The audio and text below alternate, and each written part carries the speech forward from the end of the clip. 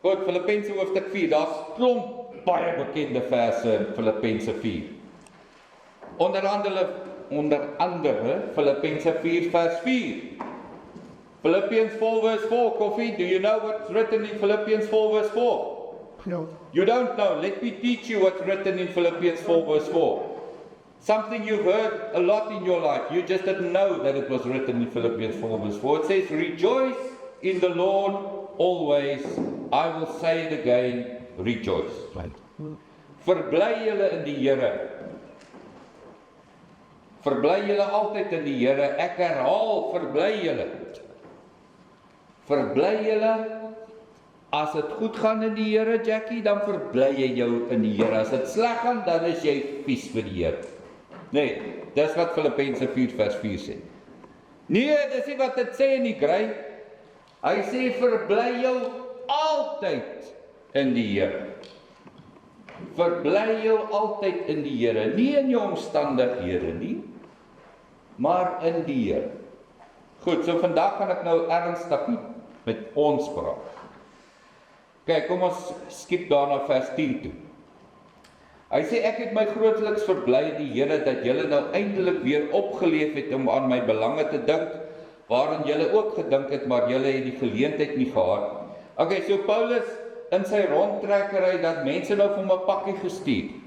Kyk, daar was nou nie Postnet of Ramcouriers of wat ook al nie, so hy moes dit doen. Iemand gaan nou van hier af sound toe en dan stuur hulle nou vir hom ietsie. En dan is hy nou vreeslik dankbaar. Hy sê, maar julle het nou nie die geleentheid gehad nie, want daar was nou nie iemand wat gereis het na waar ek is, daar van julle af nie. So prakties was dit nie moontlik. Hy sê nie dat ek dit uit gebrek sê. Luister mooi wat sê hy nou. Hy sê, wat ek het geleer om vergenoeg te wees met die omstandighede waarin ek is. Ek het geleer om vergenoeg te wees in die omstandighede waarin ek is. Is jy vergenoeg? Dis my vraag aan jou voor. Is jy vergenoeg? Is jy tevrede? Het jy rus? Het jy vrede? As jy dit nie het volgens die Antoinette, vra ek jou, wat het jy nodig om dit te kan hê? Want as jou antwoord op daai vraag nie is dat ek tyd by die Here nodig het nie, dan sit jy die pot heeltemal mis. Want daar's niks wat hierdie wêreld vir jou kan gee, wat vir jou vergenoeg kan laat wees nie. Want vergenoegdheid is nie, of kom nie van dit wat jy het, of dit wat jy vermag, of dit wat jy doen, of waar jy is, of hoe jou omstandighede lyk nie. Hoi, julle moet luister. Vergenoegdheid is 'n manier van kyk na die lewe. Vergenoegdheid is 'n attitude. Vergenoegdheid is 'n gewaarwording van 'n waarheid. Om te kan sê, die Here is my herder, ek kom niks kort nie. Nou kan jy vir my sê, man, ou Paulus en Dawid wat die Psalm geskryf het, hulle sit nie met die issues wat ek sit. Raar. Hulle sit nie met die mense waarmee ek in besigheid is nie. Hulle sit nie met die mense waarmee ek in verhouding staan nie. Hulle sit nie met die fisiese uitdagings wat ek in my lewe het. My bankbalans, my gesondheid, en so kan ons nou maar die goed opnoem, wat die vrede en die vergenoegdheid wegvat. Dan sê ek jou, wag. Kyk, ou Paulus is gevoeter deur die Romeine. Hy is met sweep geslaan. Hy is in die tronk gesmy. So ek dink nie ons is op daai level al versoek, en op daai level al het ons swaar kry ervaar. En tog, Willem sê hy, is lekker as al 3 Willems in die kerk. Want as ek sê Willem, dan kyk die helfte van die gemeente op. Tog, Willem sê hy, ek het geleer, al word ek deur die Romeine valslik beskuldig, en al slaan hulle my met die gesel, al gooi hulle my in die tronk, al het ek niks om te eet nie, al het ek nie 'n warm kombers in die aand nie, ek is genoeg. Hoekom? Want die Here is genoeg. En Paulus het mos gebid, hy het fisies ook 'n kwaal gehad. Hy het gesê 'n doring in sy vlees, en hy sê 3 keer het ek die Here gevra om dit van my weg te vat. En toe wat sê die Here vir hom? My genade is vir jou genoeg. Kan ons by daai punt kom waar ons sê, Here, jou teenwoordigheid, jou genade is vir my genoeg. Daarom is ek vergenoeg. Weet julle wat die oudste sonde is? Onvergenoegdheid. Dis die oudste sonde. Waar was Eva? Waar was sy? Toe die slang haar versoek het. Waar was sy? In die tuin van Eden. Daai was nou 'n hondplek. Nee. Nee, my ma is baie verontwaardig dat ek sê dit was 'n hondplek. Right. Nee, die tuin van Eden was nog 'n lekker plek. Het hulle enige besorgdheid gehad? Niks nie. Daar was nie dood nie siekte nie moeilike mense nie, niks nie. Dit was fantasties. Alles wat jou hart kan begeer was daar. In die koel aand het hulle saam met die Here geloop. Die verhouding met die Here was fenomenaal. En toe kom plan die ou vyand een saadjie. En hy sê vir haar, daar's iets beter. Was daar iets beter? Nee, dit was 'n leuen. Maar toe Eva begin dink, daar is iets beter, toe val die wiele af. Jy sien, en dis die leuen wat ons vandag nog glo. Daar is iets beter as dit wat ek nou ervaar. En dan begin ons hardloop, soos die donkie agter die wortel aan. En ons hol. En hoe vinniger ek hol, hoe vinniger beweeg hy ding weg voor my. En dis 'n gejaag na wind, sê Salomo. Absolute gejaag na wind. Want jy soek iets wat jy nooit gaan kry nie. Want jy mis dit wat jy nou het. En dit wat ek nou het, is vir my genoeg. So hoe raak ek ontslaaf van hierdie onvergenoegdheid? Hoe kom ek by 'n punt waar ek weer vergenoegd is? Kyk, ons het gekyk in die vorige 2 Sondae na een vers, Psalm 46 vers 10, Mary wat sê? Wees stil en weet ek is die Here. Be still and know that I am God. Psalm 46 verse 10. So Mary, jy het ook nou 'n vers geleer vandag. Of ten minste het jy nou net geleer waar dit staan. Want ek seker jy ken die vers. Psalm 46 verse 10. Be still and know that I am God. En toe het ons gesê, daar is 'n plek binne in ons. Jy is ons nou die tempel. Oom Gideon, jy is die tempel. Stem hom saam. Oom lyk nie oortuig nie. Okay, maar oom Gideon stem saam. Hy is die tempel. Want dis wat die skrif vir ons leer. Dis hoekom Jesus gekom het, kry om jou die tempel te maak. En die tempel was verdeel in 3 dele. So daar was die buitenste areas. Verlede week het ek vir julle gesê, daar was ook the court of women. Right? Daar was stilte gewees in daai plek. Hoe weet ek nie, maar daar was. Okay. Dan was daar 'n heilige plek waar die priesters nou hulle goeders kon doen, en dan was daar die allerheiligste plek.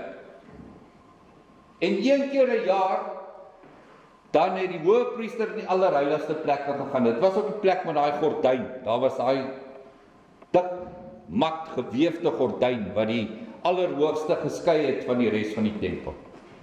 En dan in die allerhoogste die hoëpriester 1 keer 'n jaar ingegaan om offerandes te maak vir die volk en so voort. En daar was die teenwoordigheid van die Here. Kyk, julle moet wakker wees. Daai allerheiligste plek, waar is dit vandag? Sê weer? Oral. Absoluut. En ook binne in jou. Want jy is die tempel. Daarom is die allerheiligste plek binne in jou. Weet julle nie dat julle die tempel van die Heilige Gees is en dat hy binne in julle woon nie? So ons gaan soek om altyd die agter die wolke en ek weet nie waar nie, maar ons vergeet dat die Here bly binne in ons. Om van onvergenoegdheid ontslae te raak, moet 'n mens weer in die allerheiligste plek ingaan en stil word en weet hy is die Here. Binne in die allerheiligste plek was die ark, die verbondsark. En binne in die verbondsark was daar 3 goed. En ek wil gou vinnig oor daai 3 goed stil staan. Daar was die staf van Aaron. Die storie was dat Aaron, daar was 'n leierskap stryd gewees, en toe sê die Here vir almal wat nou dink hy wil die leier wees, die hoëpriester wees, sit julle staf daar neer, ek gaan vir julle wys wie het ek gekies om die hoëpriester te wees. En die volgende dag, toe hulle daar kom, toe het Aaron se staf het bloeisels aangehad, amandelbloeisels. En toe sê die Here, ek kies Aaron. Nou Aaron se staf was binne in die ark. Want wat leer dit vir ons? Die Here vra vir jou vandag, wat het jy in jou hand? Wat het jy in jou hand? Ons raak soveel keer onvergenoegd, want my lewe draai om myself. Dit gaan oor my. Dit gaan oor wat ek nodig het. Dit gaan oor wat ek nog moet hê. Dit gaan oor ek vergelyk my met, dis seker die grootste siekte wat daar is, comparisonitis. Om jouself die hele tyd met ander mense te vergelyk. En te sê, ek wens ek was soos hulle. Ek wens my verlede was beter. Ek wens my toekoms het mooier gelyk. Ek wens ek het gehad wat Tannie Marie het. Want ons bly onsself vergelyk. En die oomblik as jy jouself met iemand anders vergelyk, dan kan jy nie in die teenwoordigheid van die Here wees nie. Hoor mooi wat ek vir jou sê. Dit haal jou uit die teenwoordigheid van die Here uit. Want die Here sê, ek soek jou. Kom jy na my toe. Maar jy is nou so gefokus op wat oom John het, dat jy vergeet, hier's ek moet in die teenwoordigheid van die Here inkom. So ons raak so gefikseerd op onsself. So wat is die eerste ding wat die Here vir jou vra vanoggend is, wat het jy in jou hand? Aaron het sy staf in sy hand gehad. En die Here het die staf gebruik om sy leierskap en sy roeping te bevestig. En so baie keer sê ek, maar Here, ek het niks. Ek het regtig niks. En ek sê baie keer vir die oueres vandag, sê, ons het nie meer die energie nie, en ons het nie die geld nie, wat kan ek nou doen? Wel, jy kan bid. Jy kan iets doen. Dit wat jy in jou hand het, die weduwee het 1 penny oorgehad, en sy het dit gaan ingooi in die kas. Dit wat jy het, die seentjie het 5 brode en 2 visse gehad. Wat was die behoefte? Chris, die behoefte was ons moet vir 5000 plus mense kos gee. En die seentjie het nie gedink, hy het nie gefokus op hoe groot die taak is nie. Hy het gefokus op dit wat hy het om te gee. En toe gee hy dit. En toe hy dit in die Here se hand sit, toe gebeur daar iets fenomenaal. Die Here gee met daai gawe wat hy gegee het, gee hy vir hierdie klomp mense kos. En dis 'n uitdaging wat ek gereeld aan die kerk stel. Ons is so gefokus op ons bankbalans as kerk. Ons is so gefokus op die getalle neem af. Nee, maat, jy sit dit wat jy het in die Here se hand. En dan staan jy terug en jy maak so lank 'n afspraak met 'n oor, neus en keel spesialist, want jou kakebeen gaan val as jy sien wat die Here doen met dit wat ons in sy hand sit. En jy gaan dalk 'n bietjie moet laat hulle jou kakebeen se skeniere regmaak. Wat het jy vandag om te gee? Wat het jy? Moet dit nie te gering ag. Gee, sit dit in sy hand. Want weet jy wat, wanneer jy dit doen, het jy nie tyd om jouself met ander mense te gaan vergelyk. En moenie dit wat jy in jou hand het, gering ag nie. Goliat het geleer wat 'n slingervel kan doen. Toe Dawid sê, Here, ek kom met my slingervel. Ek kom in U naam. As op papier het daai fight nie regverdig gelyk. Maar die fight wat ons fight ons nie op papier. Ons doen dit op ons knieë. Ons doen dit vanuit die teenwoordigheid van die Here uit die allerheiligste plek. Die tweede ding wat in die wat sê ons naam? In die ark was 'n kruik met manna. Hoe die manna gewerk? Jy sien as jy in vergenoegdheid wil lewe, moet jy die manna les leer en in jou lewe toepas. Die manna het die Here vir hulle gegee elke oggend. En die ouens wat genoeg bymekaar gemaak het vir môre en die dag daarna, dat dit vrot geword.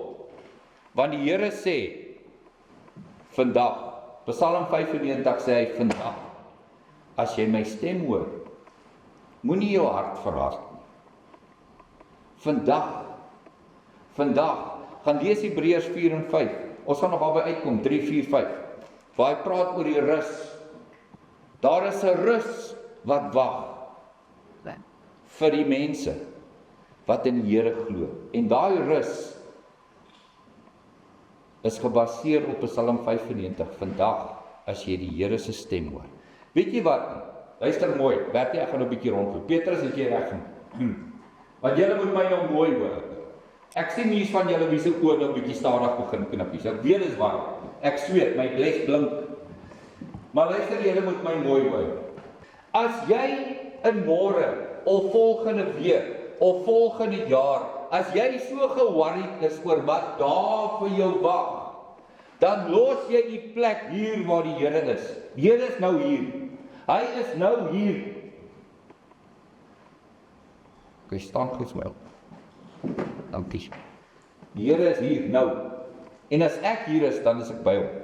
Maar wat ek doen is net, nou hardloop ek in môre en die dag daarna. Ja, wat kan ek hier doen? Here, wat kan ek hier doen? Nee, Here moet sê. Here is daar. Here is hier. In die nou.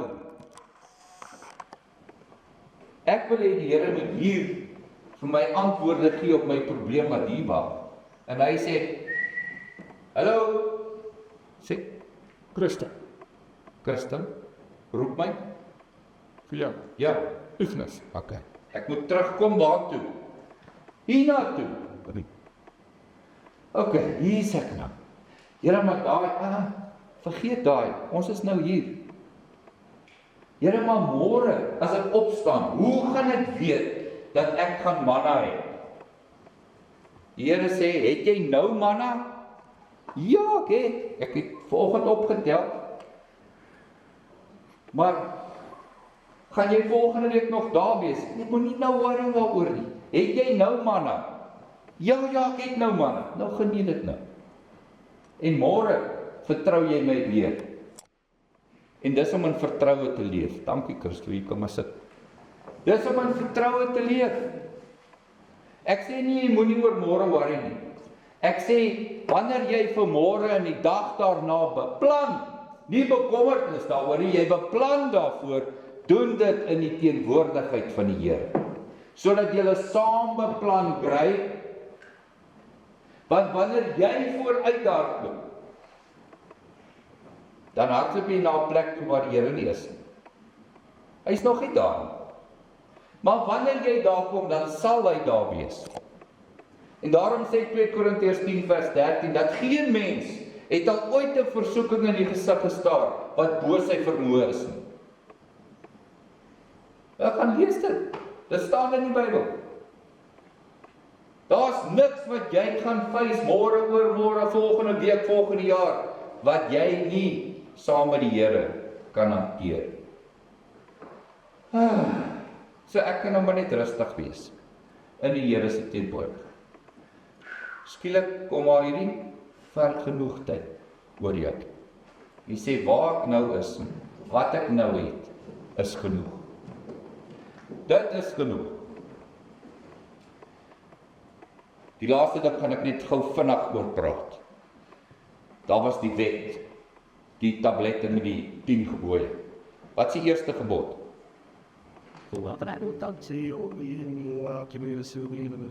Maitsa. Dis die perfekte opsomming van die wet. Sê dit gou weer?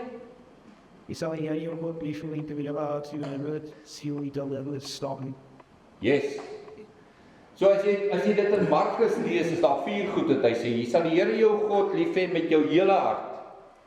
Met ander woorde, die hart vir hulle was jou denke, dit wat jy glo, jou emosies, met jou hele verstand, met ander woorde jou hele intellek, jou hele beplanning, alles wat jy doen, met al jou krag, al jou energie. Weet jy, dit vat energie, Chris, om te worry. Weet julle dit? Dis hoekom ons moeg gaan slaap in die aand, want ons worry. En dit vreet energie. Plaas ons daai energie gebruik om in die teenwoordigheid van die Here te bly, sy stem te hoor.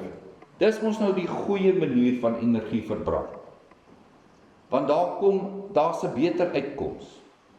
Hulle sê om te worry soos om in een van die rocking chairs te sit, hè? Dit gee jou iets om te doen, maar dit kry jou nergens.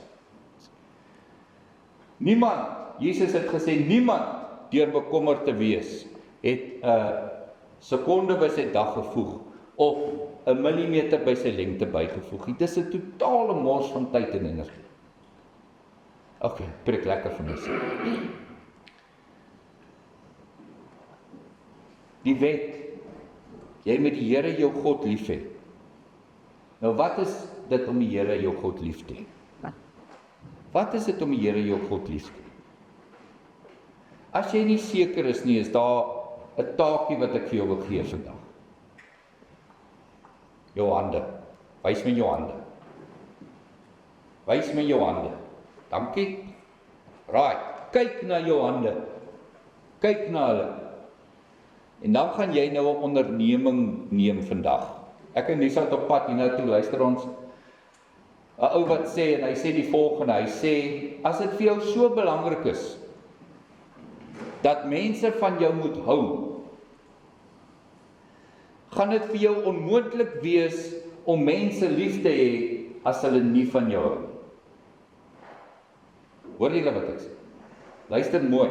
Hy sê, as dit vir jou so belangrik is, dat mense van jou hou, gaan dit vir jou onmoontlik wees om hulle lief te hê as hulle nie van jou hou. So, hier is jou hande.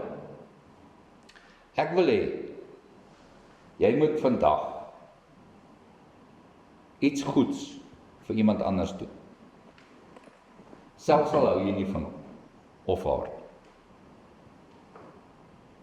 En nou kan jy vir my sê, joh, maar wat gaan ek doen? En vra ek vir jou, wat het jy in jou hand? Wat het jy in jou hand? Tyd?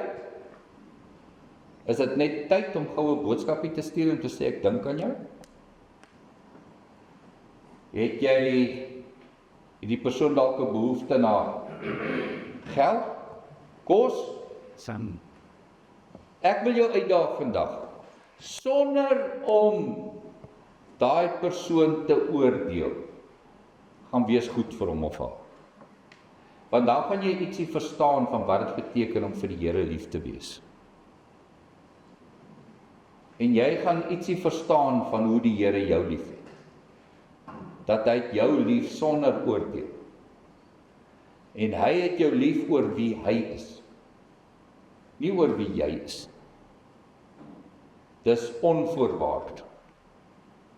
Gaan wees vandag onvoorwaardelik lief vir iemand. Ek dink ek het julle vertel, maar die grootkop van Anglo-American is 'n Australiese dame wat toe in Suid-Afrika kom kuier het en ons sit in die boardroom en ek stap verby haar en ek sê vir haar staan op en ek gee haar 'n drukkie. Almal se bek op, val oop.